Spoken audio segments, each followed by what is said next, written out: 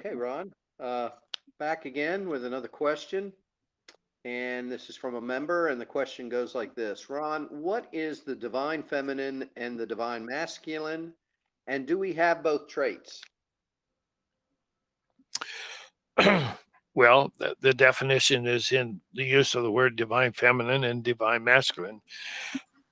When you say divine, we use that term when we're talking about spiritual things. Is it divine or is it natural? Now, our bodies are in the oneness of our body, we are both male and female. The word is androgynous. There's no separation into a male or a female in that regard. It they're together. It's like the yin and the yang, the symbol. It's all one circle. And there's no separate. If you separate the male and the female, as spiritual of it, it is extremely painful. It's just you're almost saying, what the hell were we thinking to trying to do this? This hurts too much. Well, that's because the male and the female are eternally together. It's very difficult to separate them. And when you do, they're always wanting to get back together. And if you don't keep them separated, they will get back together because they can't live without each other. That is the divine, that is what you call divine, the divinity of the soul, is when the functioning of masculine and feminine happens in a balanced sort of way. Now, have we been unbalanced in our male and female? What is patriarchal? The Jews have a patriarchal society. What does that mean? Patriarchal or matriarchal? You have a choice if you start calling it that, because you've made a separation. And if you have a patriarchal society, then it's masculine dominant.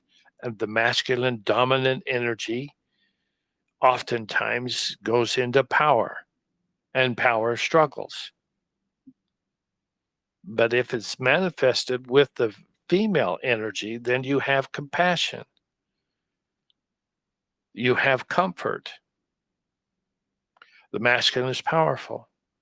The female is comforter. Who is the comforter? That's the female aspect of whatever you want to call it. The female aspect of God is the comforter. Call it the Holy Ghost, call it what you want. The male and the female is the most important thing to balance in your life.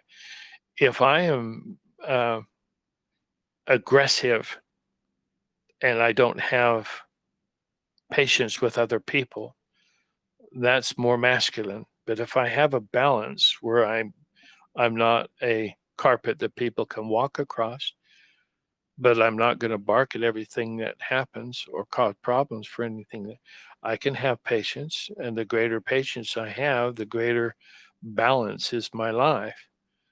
And so those are the things that are happening with us. Number one, if we don't balance ourselves, then we have problems. We'll have a real difficult time ascending. We'll have a very difficult time in relationships. We have all kinds of problems if our personal balance between male and female is not achieved. You have a left brain and a right brain. The left is male and the right is female. There you are right there, okay? You have a left brain and a right brain, but they are one brain together, okay? They function together. Now, if you let the right brain be in control, then sometimes you get into things that have to do with competition and things of that nature. And if you spend your lifetime doing that, then you have some problems. If you allow the female part of you to come home and relax with your family instead of bringing your work home with you and think that's more important, then you're going to have an imbalance of your male and female, and that causes problems.